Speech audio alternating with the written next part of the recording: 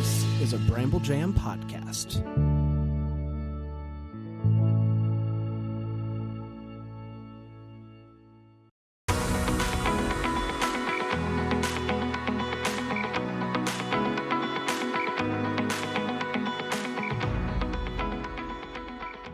Welcome to Girls Gone Hallmark, a Hallmark review podcast. I'm Megan, and I'm a longtime Hallmark fan. I'm Wendy. I'm a former Hallmark hater. Today, we are joined by director extraordinaire Jeff Beesley, who has not one but two movies coming to the Hallmark Christmas season. Before we get into our discussion with him, just a quick reminder outside of the podcast, you can follow us on Instagram. We are Girls Gone Hallmark.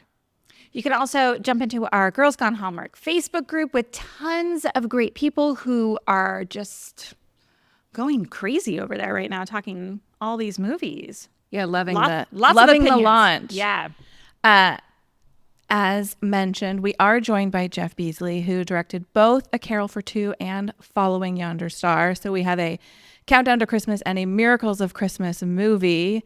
He also directed Haunted Wedding and other hits that we loved, like the Santa Summit. Thank you for joining us, Jeff. Thank you for having me. I'm looking at your resume and I'm so overwhelmed because I'm like, I want to talk to you about so many things. We absolutely loved the Santa Summit last year. We're still talking about it, that cast, how much we talked to Russell Hainline recently. And we're like, we need a sequel of that movie. Do you love working with an ensemble cast like that? It's kind of my favorite, actually. I love movies with lots of characters. I'm obviously a big fan of like Robert Altman and American cinema like that. So the more the merrier as far as I'm concerned. Yeah, it just was such a fun watch. You also have A Carol for Two, which is out this Friday, November 1st. And that's a movie written by Nina Weinman. Another kind of fun twist, you're working with a musical element there. How did that change things for you? So this A Carol for Two is a very, very special film. This will be my third movie with Nina. And the project went through a lot of kind of ups and downs because of all the strikes. It was going to happen, then it wasn't going to happen. And we were ready to go on a Friday, and on Monday it turned out it wasn't going to happen. And we instead jumped onto Miracle in Bethlehem. So it was one of those projects that felt a bit doomed. But then once it all came together, was actually, one of my most rewarding, fulfilling creative experiences. I think what makes the movie different than most Hallmark movies that have a musical element is that all the music is recorded live. There's no lip syncing in the movie whatsoever. Yeah. So all the amazing songs you hear in the musical are live, off the floor, the band, the singers, everything. So it certainly has a different energy and feel than maybe other Hallmarks that did lip syncing. I mean, you've got Gina and you've got Jordan, two like Broadway powerhouses. I can only imagine what that was like, having them sing live on set. That just must have brought so much power to the recordings. It was amazing. And, this was Jordan's first time behind the camera or in front of the camera. All of his experience had been on stage doing Wicked. So it was a challenge. Like it was, he's great on stage. Let's see what he can do in front of a camera. And the man is just a machine. That he was just every piece of advice he could get from not only me, but the key grip, the continuity people. Gina Claire was obviously amazing with him. But I think when people see his performance, you'll be very surprised to know this is his first role. But as far as their singing goes, there's not. I think that most of the crew members would say it was their favorite movie just because of the level of this is world-class singing and world-class performances. And on top of that, we had a world-class band with amazing arrangements of, some traditional Christmas carols that are, been jazzed up and Broadwayed up. And so just overall, the music, I think, in this movie alone is really, really fantastic. God, I can't wait to see it. I'm so excited. I know we were all that stuff. Dying to get our hands on a screener ahead of time, but this is one we're going to be watching live for sure. I have a theater kid of my own at home, so I know she's dying to watch this one as well. You know, Stephanie Sy is in this movie, and we see a lot of repeat, as we call them, Jeff Beesley players in a lot of your movies. Like Haunted Wedding was another kind of like parade of people. In my mind, I'm like, those are his favorites. What's that like? How do you make that happen when you're like, look, these are the people I love to work with. How can we make this script and this movie work with those people? It's thankfully the Jeff Beesley players is growing. Yeah. There's new people coming into the troupe for sure. But like when I look at, I mean, the thing that's really special about people like Stephanie Sy and Amy Graining, I mean, we kind of started out together in a lot of ways. I mean, I'm a little bit older than them, obviously, but I remember Stephanie Sy's first audition. I remember Amy when she first moved back to Winnipeg, and we've all kind of grown together, and it's just that I'm just so thrilled to see Amy starring in her own movie, and hopefully Stephanie will be the next one who has her own movie. And I don't know, I'm just a loyal person, and I feel like sometimes when you look at directors like Wes Anderson or Woody Allen or Robert Altman, they seem to like have their favorites, and these guys like to come, and it's not like they come and do the same part every movie. They certainly try to expand and do different things. Like Dan in Haunted Wedding was very different than Dan was in Santa Summit. So we just try to put different spins on these characters. But like I said, the troupe is growing. There's a whole new roster of theater actors that are coming up in Winnipeg that are coming out in the movies this season that I think you guys are really going to enjoy. So yeah, we like to keep it fresh, but we also like to use our favorites. You have worked a lot with Nina Weinman. What's the collaboration like between you two on set?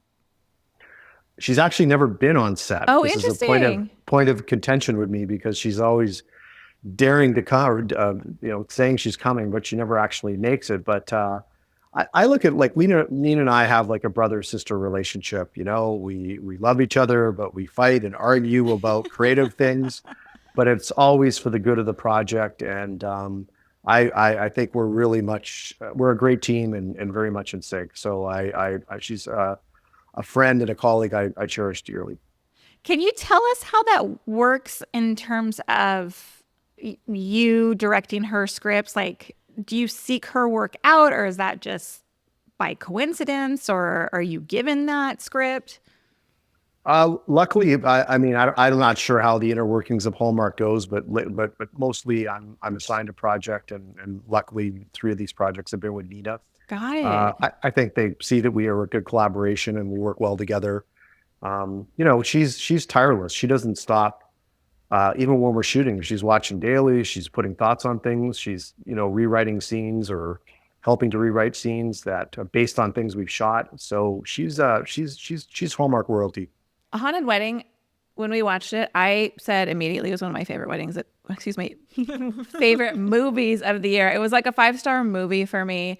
And I think it was everything that we want from Hallmark, but it just leveled everything up. And it was so fun. And when you look at your stable of movies like the Santa Summit and Love Strikes Twice, like you've got a time travel element. It seems like you get the opportunity to do a lot of fun and different and Out of the box. yeah. Out of the box. I mean, is that scripts for something Hallmark. you look for, or you're like, let me do something, let's stretch here, or are they just like, we know Jeff is gonna knock this out of the park? I don't think that's, I don't know. Like, look at the Dayspring movie I'm editing in the basement right now, was a very traditional script, but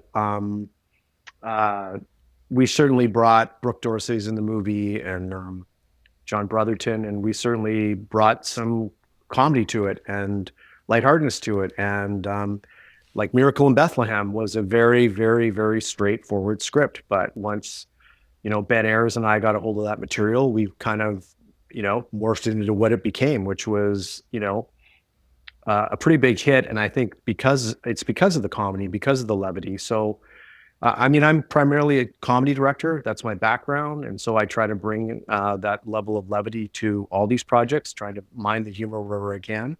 And I think that, the movies are better because of it.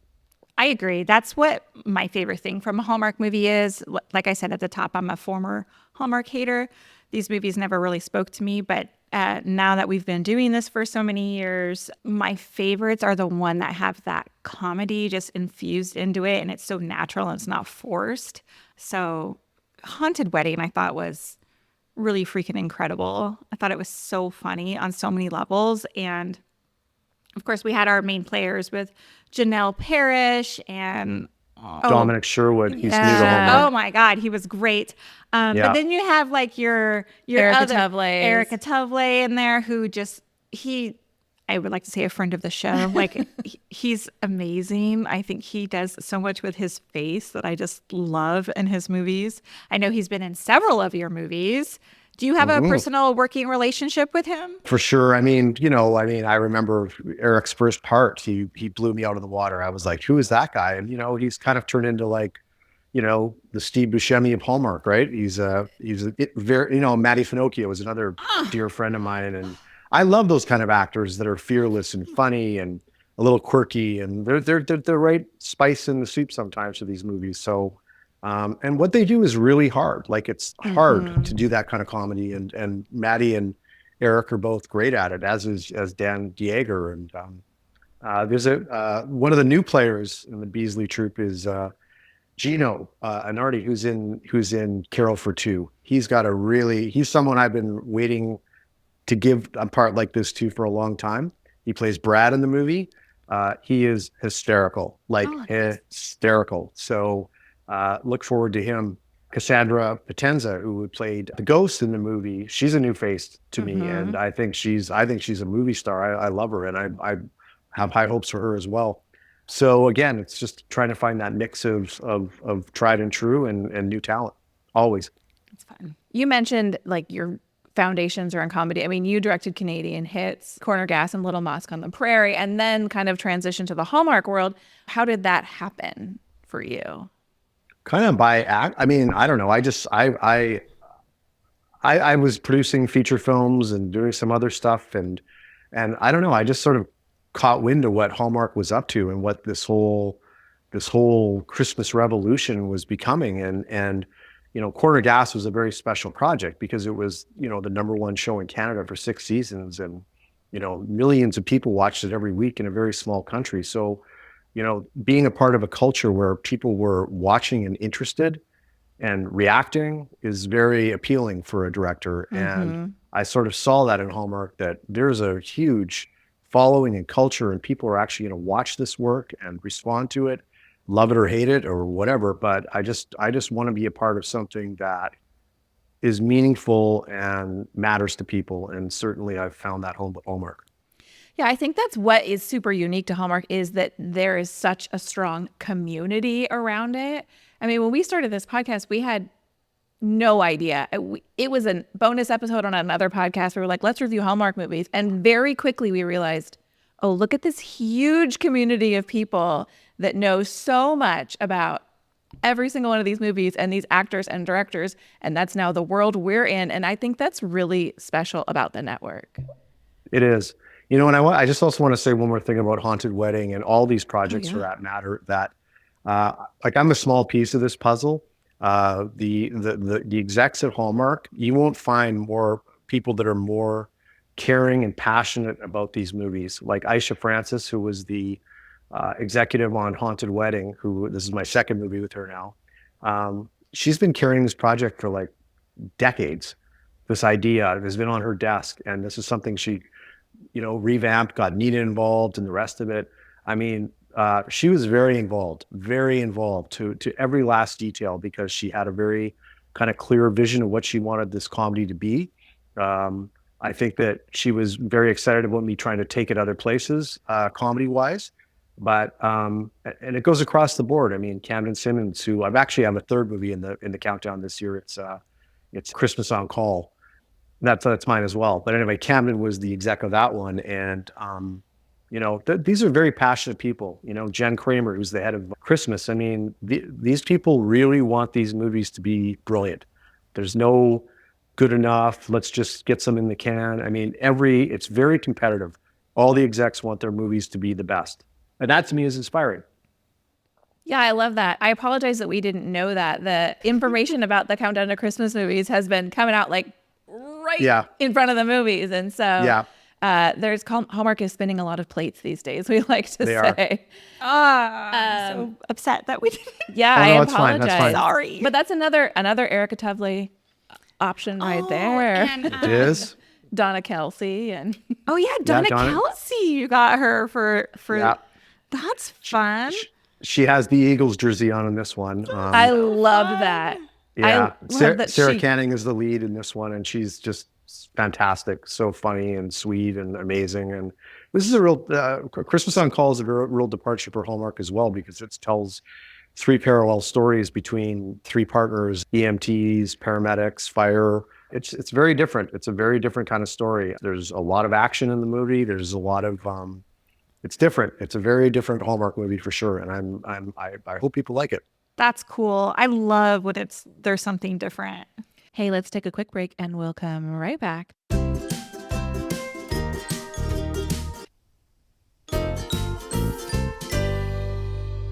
As of the recording of this, we're 7 movies into the season, and already with 7 movies, like there's so many different things happening. I mean, it's shocking that in a year following a writers and actors strike that we're able to get this caliber of movies out.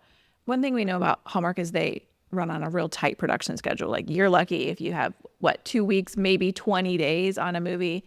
You have obviously foundations in TV, which kind of have to work quickly too, because you got to get episodes out every week. Does that speak to you? Do you like that fast paced of keeping things moving, or do you ever wish like what I could do with a month here? I mean, sure, but I mean that's just not the game. That's Yeah. just not how we do it. It's very strict rules of how we do it. And the good news is that everyone's on the same playing field. I don't care if you're shooting a movie in Vancouver or Winnipeg or Ottawa or Costa Rica. Everyone gets 3 weeks of pre-production, 3 weeks of shoot, and basically 3 weeks of post, and that's it. They're all pretty much the same budgets, unless there's something extraordinary that calls for more money, but it's all the same. So it's a very level playing field. The budget of Santa Summit was the same as the Heidelberg movie last year, and et cetera, et cetera. So we're all kind of dealt the same hand, and you play it the best you can. Oh, I love that Heidelberg movie. Yeah, I That did made me too. cry over and over again. I like that Yeah, too. that's where I first saw Jenna Claire, and I was like, oh, I want to work with her. And yeah, She's incredible. Amazing. she can sing. I'm so glad she's on the network. Well, even in Heidelberg, she didn't have like a singing role, right? She may have like a small I think they scene sang that with had, the like, a family. small little scene. Yeah. But she's a great actor too, on top of a singer. I love her. I'm so looking forward to Carol. for Yeah, Two. she's fun and fearless, and she sings in Carol for Two. She's got numbers. It's really great. Can't wait. Wait a minute. Was she in Wicked? She was Glinda Yeah. in Wicked, right? She was So yeah. did she and Jordan ever crossover. He's more recent. He's more recent, but I think she just went back because someone was away or something. I think they were on the stage because they sent me a little video of them walking into the theater. But yeah, so I think they have been on the stage together. how fun. Oh, that's fun. I wanted to ask you, it's a non-Hallmark question. Last year, you directed a non-Hallmark movie to Hammer Mm-hmm. with Reba McEntire. And how was that? I mean, it's Reba McEntire. I mean, for whatever you think of how great a person she is, you can double that. I've never worked with anyone that has that kind of light and energy and charisma. She's only about 5 feet tall, and just her aura is just that of a star. It was a dream come true, and we really bonded well. There was actually talk of doing a couple more movies, but because she was such a big hit on The Voice and now has her own sitcom, she just didn't have the time to do anymore. But it's certainly in my back pocket is something I pray that we can find some time to do some more of them, because it was Lifetime's #1 movie of the year, and everyone that was involved in the project had a great time. So I pray we can do another couple at some point when her schedule opens up. You've mentioned a dream come true. Do you have like a dream project or the things you're really dying to do? You know what? I'm living my dream right now. Yeah. I mean, if you told me 20 years ago I'd be directing 3 or 4 movies a year with these amazing people, I wouldn't believe you. So right now I'm just in a position where I'm grateful. I love the people I work with, and I'm just hoping this wave continues and we continue to, make great movies that people want to see. Now, you mentioned that you're in editing for Following Yonder Star. What's that process like? Yeah, well, I have a very talented editor, Chad Tremblay, who I've done, 10 movies with now. So by the time he's editing the film as I'm shooting, so when I come in, a couple days after we finish shooting, he's got a pretty good assembly together. So then we spend a few days together just massaging scenes and trying to get it close to time and ready for the network to see. But no, I'm certainly not walking into a okay, let's get started situation. He's gone down a significant road, and he's just a very valuable member of my team that I trust implicitly. Now, is that typical that directors have their editors that they work with, or are you often handed someone that the network says, this is who's editing the movie? No, it's not handed, but I mean, certainly depends on how busy things are. I mean, again, these last 2 years have been a dream come true because I've been able to maintain my creative team through most of these projects. Paul Suderman, the DP, Chad, the editor, my first AD.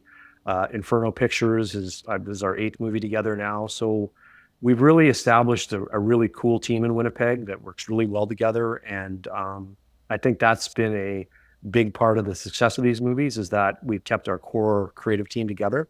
And I'm hoping that, in 2005, we can sort of maintain that model. Do you have any trends you're hoping to see on Hallmark, any direction you're hoping they take on the network?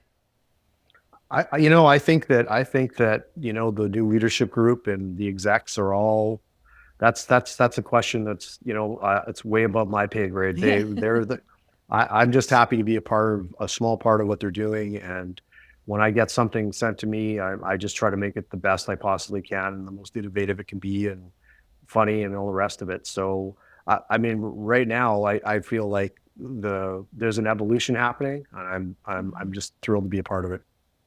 I mean, they must love you because I feel like looking back at the resume for the last several years, it's like 3 movies, 4 movies, 5 movies. I'm like, how busy are you from September through January? Or are you shooting earlier in the year and they just we're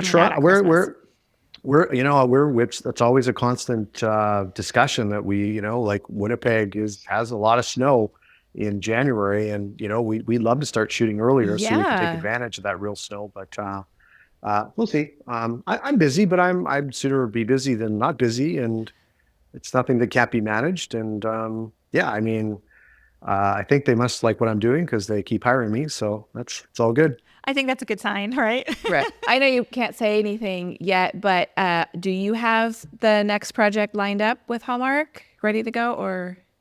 No, not yet. I mean, it's all countdown to Christmas time. It's getting these movies done. It's promoting these ones. So I think we're going to get through the season, and then hopefully in, the new year, things start to fire up again. So we'll see what they have in mind. Very good. Yeah. Well, why don't you let our listeners know where they can find you and keep up with what you're working on? I'm not a great social media person. I just sort of kind of put up the when the movies are on, but I'm at Jeff Beesley on Instagram and on X.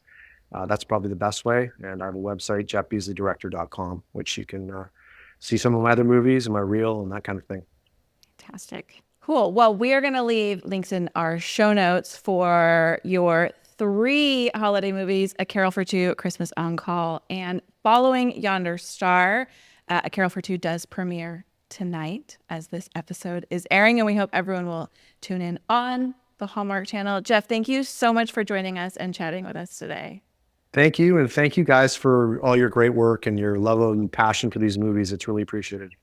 Oh, thank you so much. Yeah, thanks for saying that. Thank you for listening to this episode of Girls Gone Hallmark. If you love this podcast, we do love your 5-star ratings and reviews. You can leave them right in the podcast app that you are listening to.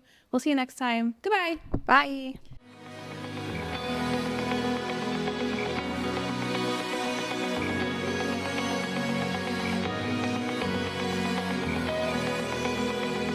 All right, friends, before we go, just a quick heads up. You're about to hear some ads. These little gems help us keep the show running and the Hallmark love flowing. So do with that info what you will. Grab a snack, hit the skip button, or maybe, just maybe, listen in and discover your new favorite product. Bye.